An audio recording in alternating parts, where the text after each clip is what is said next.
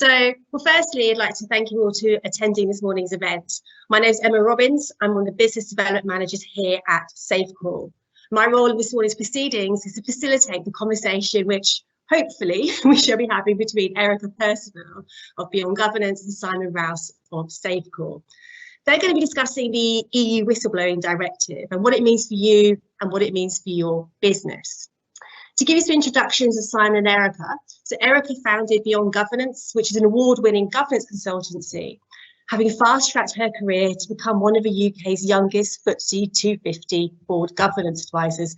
Oh, I think Erika's just joining. I can see her coming now. Erika, welcome. Thank you. Previously a two-times group company secretary of FTSE listed companies, Erika understands how to implement good governance, and there is no one-size-fits-all solution. To quote Erika, I found Beyond Governance, having seen good governance transform a business and having become frustrated by the lack of practical insights from governance consultants. As a former Metropolitan Police officer, Simon Rowse is passionate about good conduct. He joined the board of Safecall 2 years ago to help guide the organisation in relation to the raft of regulatory and legislative changes in the field. Simon has worked with the British Standards Institute to help draft the forthcoming Whistleblowing Management System standard and has led Safecall's response to the EU Whistleblowing Directive that we're here to discuss today. By the 17th of March this year, EU member states are obliged to transpose the directive's provisions into their national legislation.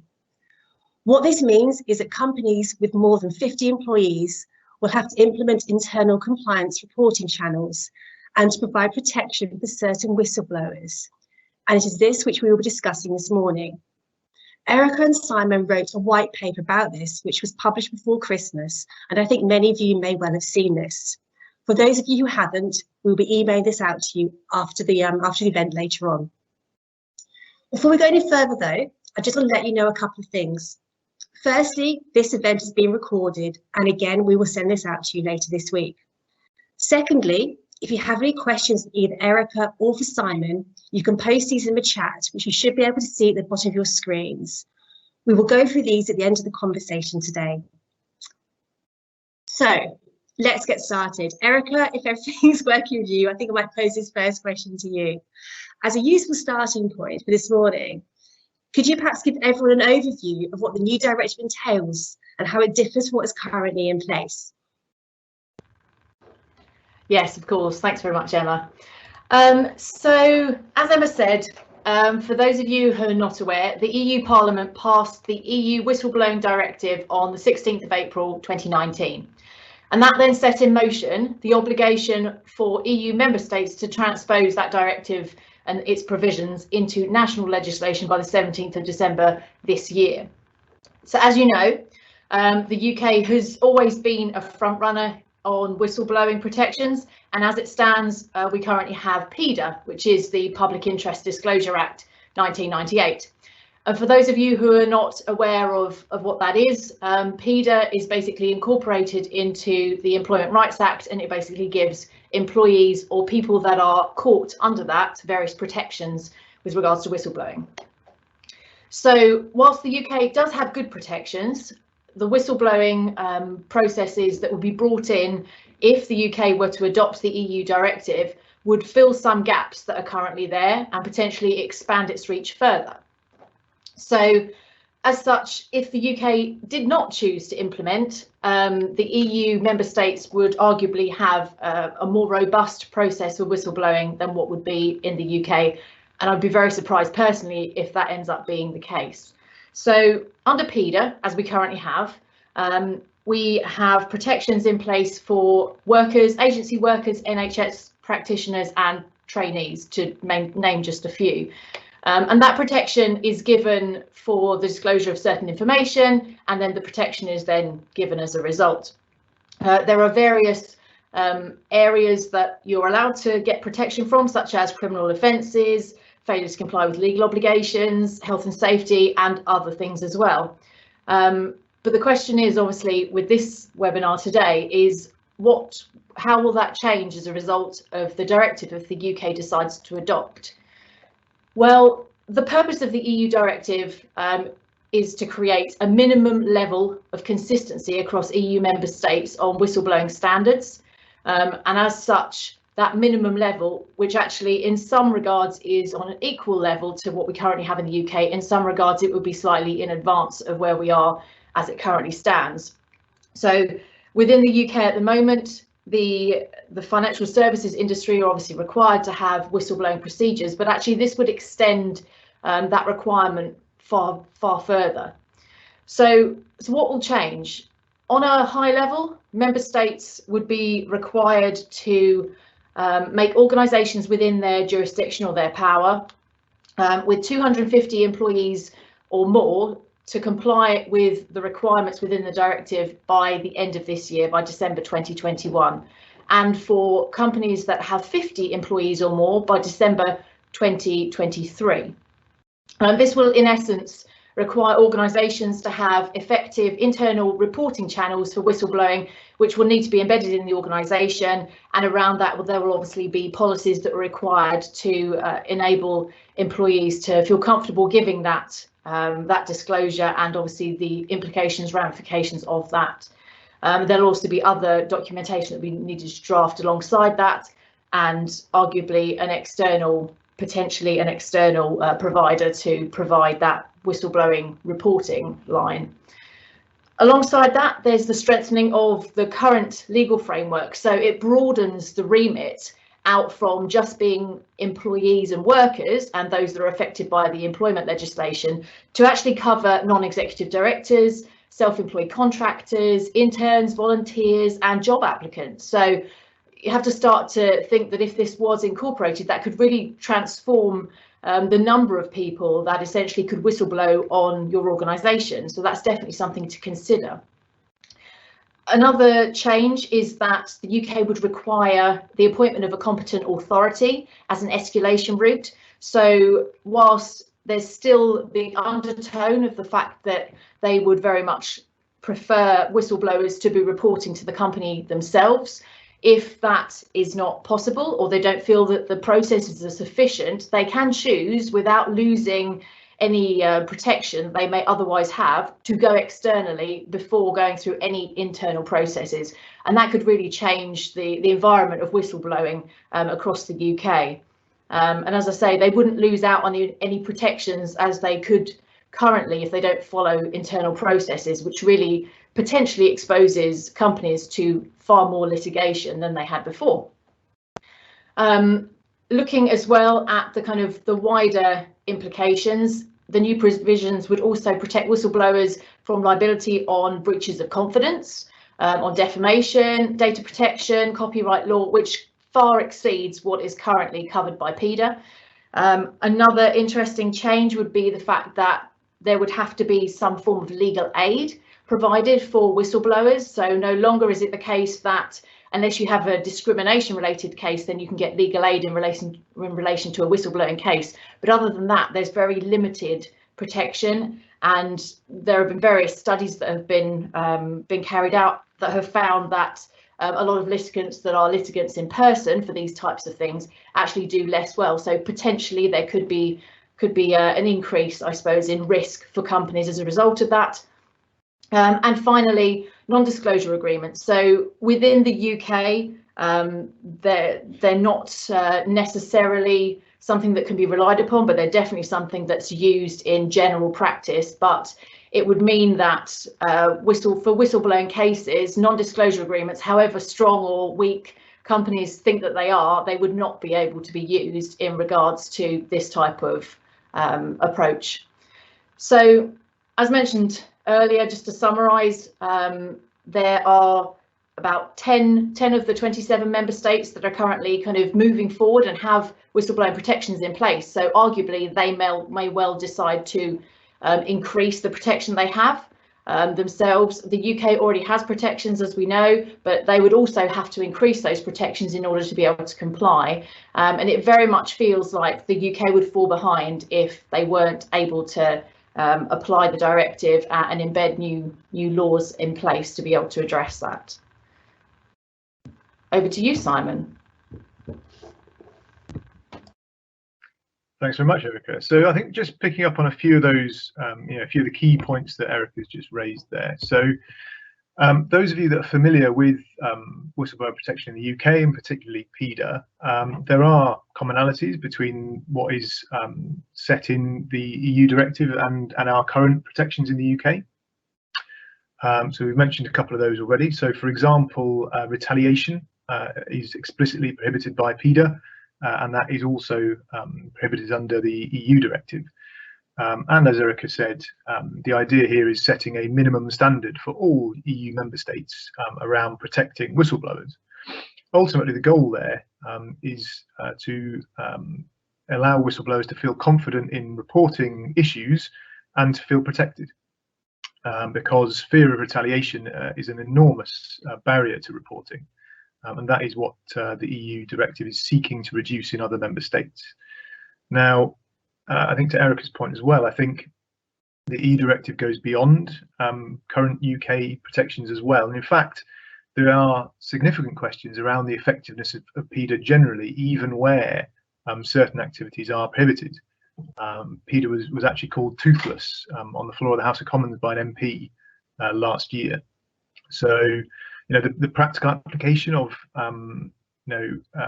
banning a retaliatory action has been questioned. So where whistleblowers do suffer detriment, quite often in the courts, they are losing cases based around this in the UK. And Erika also mentioned NDAs. So NDAs are currently prohibited or invalid by PIDA in the UK, but are still used frequently. So the application of the current rules is certainly kind of questionable in the UK, and I suspect that will start to shift over the coming couple of years, where as we start to see other EU nations implementing new legislation and then enacting that legislation. I suspect the current rules in the UK may start to be enforced more stringently. Erika also mentioned the requirement around headcount and compelling organisations to establish what is referred to as an internal reporting channel. So there's this concept in the EU directive of internal and external. So internal being the misconduct is reported within the organisation that may be by a third party, and that is explicitly permitted in the EU directive. So this is the kind of service that Safecall offer at the moment. So an employee, sorry, I've just had a message from a colleague. Dave, are you able to confirm that this is actually going out, because Susie can't see anything? I'll continue anyway, but it may be that we are, I'll continue in case we are live. It may be that we've got some technical issues with some of our attendees. So there is a requirement in the EU directive around organisations employing more than 50 people to put in place internal reporting. So this is where a stakeholder of that organisation reports through a channel back into that organisation itself for them to assess the concern, carry out an investigation, and implement any outcomes. So that is what the EU directive referred to as an internal reporting channel. As Erika mentioned, and this is again an enhancement on PIDA, under the EU directive, whistleblowers can choose to report externally. So that would be to a competent authority, as they call it. So that would be something like a regulator. They can choose to do that if they don't feel that if they don't feel that the arrangements that are in place internally are either safe or effective. So if they fear that their confidentiality will be under threat, or if they feel that no effective outcome will be met, they can report externally and still receive the same level of protection. And ultimately, if the same criteria apply to external reporting channels, so if a whistleblower does not believe that the external reporting channel, so for example the regulator, will handle their concern effectively, they can then go public. So they can go to the press and still receive the same level of protection. So it will be easier under this legislation for whistleblowers to report outside of the organisation if they if they can demonstrate reasonably that they don't believe the existing reporting setups will be effective. So that is very much worth noting from obviously a reputational risk perspective. Under PIDA, it's not easy, I think, to maintain your protections when you are reporting outside of an organisation, and the EU directive changes that quite fundamentally. Simon, I think we are going out. I've had a number of messages coming in saying that they can hear us. But actually, just picking up on this point, just kind of conscious of time, how we're moving through, is one thing I think we wanted to look at. I can see some questions coming through on this matter. Is, do you think the UK is going to adopt? I think that's a really important question. I can see 3 or 4 questions coming through. If perhaps you could answer that. Obviously, this is your opinion, but what do you think is going to happen?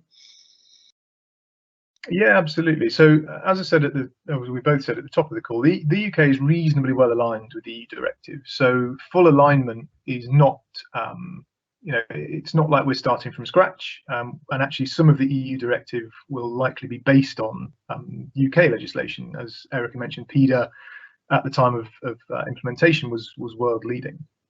So I don't think it would be an enormous stretch to do that. And in fact, there are 2 bills moving through the House of Commons currently, both tabled last year. One of them is seeking to establish what's called the Office of the Whistleblower. So that is a central authority to oversee whistleblowing activity in the UK. So that would be an EU directive competent authority, or in the UK, it's a prescribed person. But prescribed, so for example, the FCAs, the regulator in the financial services industry, they are also a prescribed person, therefore a recipient of external whistleblowing cases. So one of those bills going through the Commons is establishing a central point for that activity to oversee and ensure that legislation is applied effectively and processes are followed. There is also another bill going through the Commons, which is effectively a replacement of PIDA. So as I said, in a debate last year, I think it was widely recognised on the floor that PIDA was no longer world leading and maybe insufficient. So a replacement bill is being tabled. One of the most striking elements of that bill, although it doesn't bring us in full alignment with the EU directive, there is the suggestion of the creation of a criminal offence for failing to investigate a concern effectively. So that would be a personal liability on the people ultimately operating the whistleblowing mechanisms within an organisation. So again, potentially, very serious ramifications if that were to make it through and be passed as law. So I think the UK legislation in this space will change over the next couple of years. It is changing. Exactly where it will settle out, I don't think anybody knows today. But whether that will be full alignment with the EU directive, again, we don't know.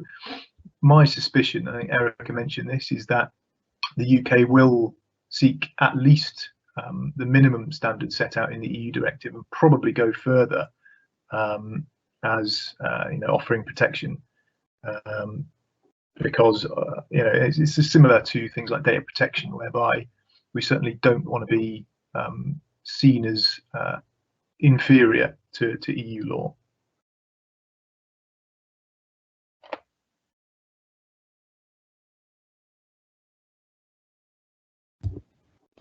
Emma, you're on mute.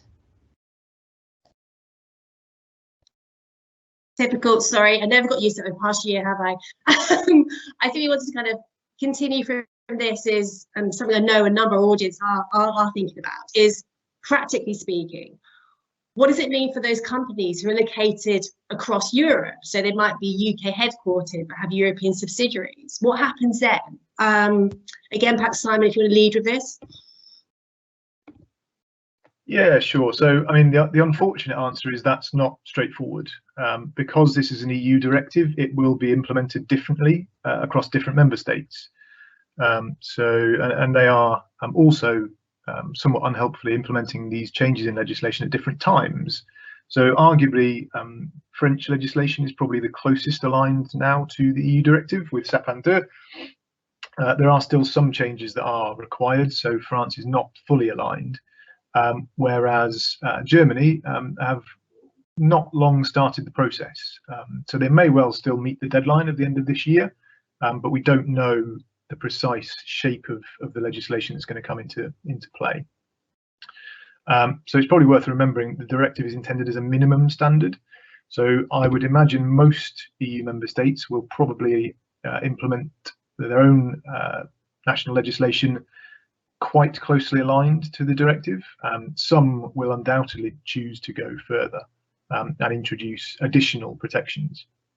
So I think the most important thing is to monitor the legislation in each member state where an organisation is operating.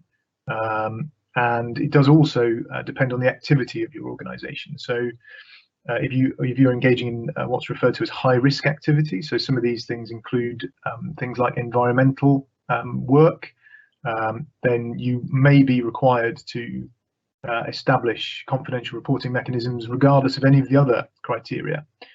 So it may be, if you have a legal entity that employs 20 people, but they are involved in high risk activity, that organisation may also be compelled to establish confidential reporting just because of the nature of the work they are carrying out. And I think in addition to that, I think where whistleblowing arrangements are already in place, I think it's obviously important that organisations just ensure that those are fit for purpose and do meet the requirements that are kind of coming through.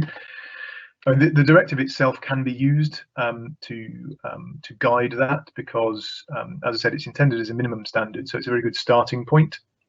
So some of the things that are worth noting, I mean, the design of the confidential reporting system should be designed to safeguard the confidentiality of the whistleblower.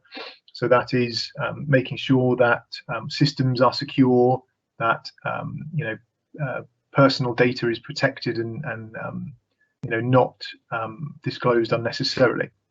So obviously that's a very important aspect of this because, as I mentioned earlier, retaliation or fear of retaliation is a very significant barrier to reporting. There are also other process points in the EU directive. So, for example, you are supposed to acknowledge the receipt of a report within 7 days. Now, this can be particularly challenging when whistleblowers are anonymous. We have a way of doing that at Safecall, where we provide accounts in our software to anonymous whistleblowers where we can send communications, but that can be difficult in terms of particularly with anonymous whistleblowers. And as I mentioned before, if the whistleblower doesn't ultimately have faith in your setup, they are able to report externally. So the safest thing to do in reality would be to follow best practice. So Emma mentioned at the top of the call, there is an ISO standard, ISO 37102, which is due to be published this year, which Safecall contributed to, along with a very wide range of specialists and stakeholders in this space. And in the interim, before that is published, there is a white paper available for download on best practices on safecall.co.uk in our resource centre. So, as I said, the EU directive is designed to be a minimum standard and can be complied with today. I think there would be no harm in going a little further, following best practice, and ultimately driving maximum value from your whistleblowing arrangements, rather than trying to meet the minimum standard. Simon, if I can also add on to that, actually. So I think alongside the EU kind of requirements and the actual legislation, I think it's also important to think about the fact that there could be expectations from suppliers. So even if you are a sole UK based company, you could have due diligence or other expectations from suppliers that may be in Europe and have their own requirements and may well feel more comfortable with something that they feel that looks much more similar to what they have. So that's something I think for organisations to be aware of. Employees as well may have a certain expectation depending on their previous experience on what that needs to look like.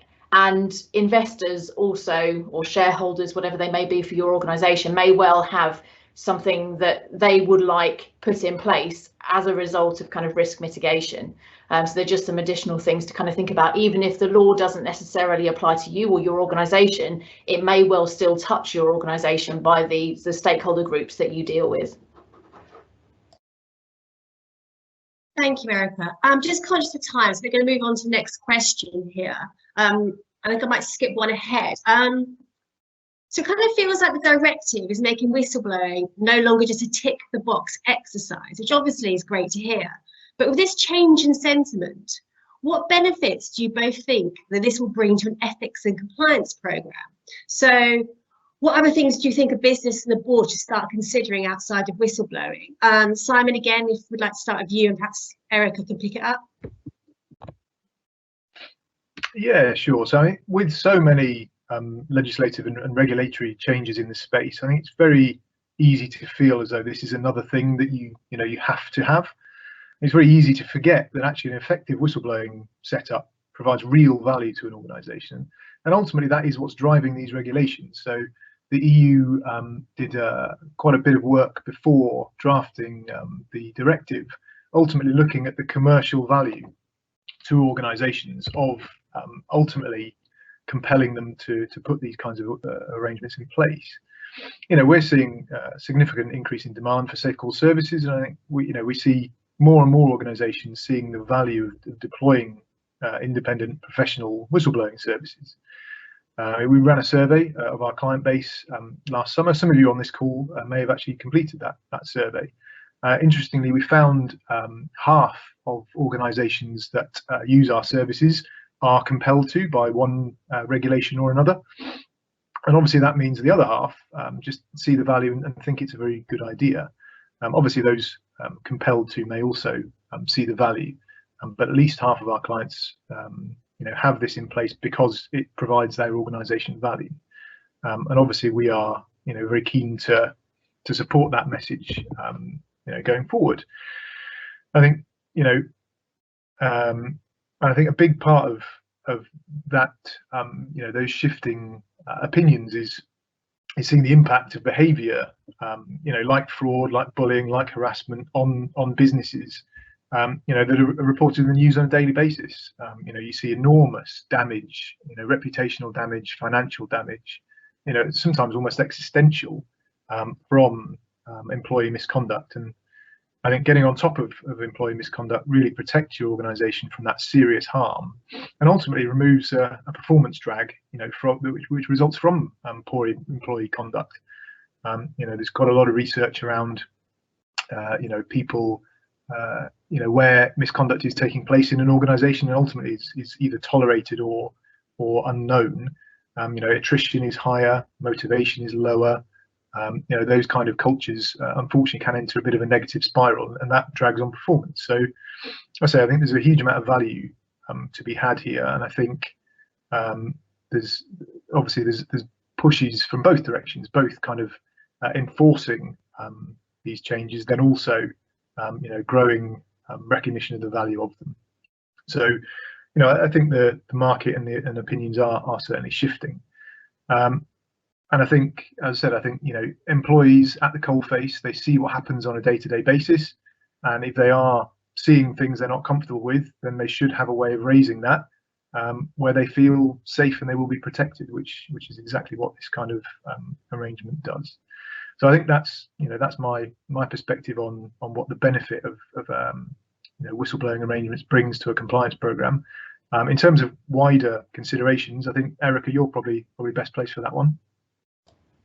Yeah, absolutely. So looking beyond the whistleblowing, I suppose, documentation and systems and processes that may well need to be put in place, I think that the key thing is the culture and being able to embed that so that it actually works in practice, because there's no point having these things in place if then the reality is that people don't blow the whistle and then they go external, and then you have a different set of challenges for your organisation. As we've kind of mentioned, there are obviously those kind of direct and indirect costs that also relate to the whistleblowing. And obviously Simon's mentioned the value, and I obviously echo that the value is far beyond the processes that would be put in place. It's the value to the organisation of knowing early what some of those things might be that could otherwise be exposed externally or to the press or the media. So other things to kind of think about, I think that alongside this, social media policies are something that perhaps could be looked at, because it does tend to be, in this day and age, the kind of way that people vent their frustrations or their vengeance against the organisation, and that perhaps those could be made more robust alongside the whistleblowing protections that you have in place. And also, in particular, considering the organisation's use of non-disclosure agreements. Are you using them in the right way? Should you be using them at all? And just thinking about how that all works together for your organisation.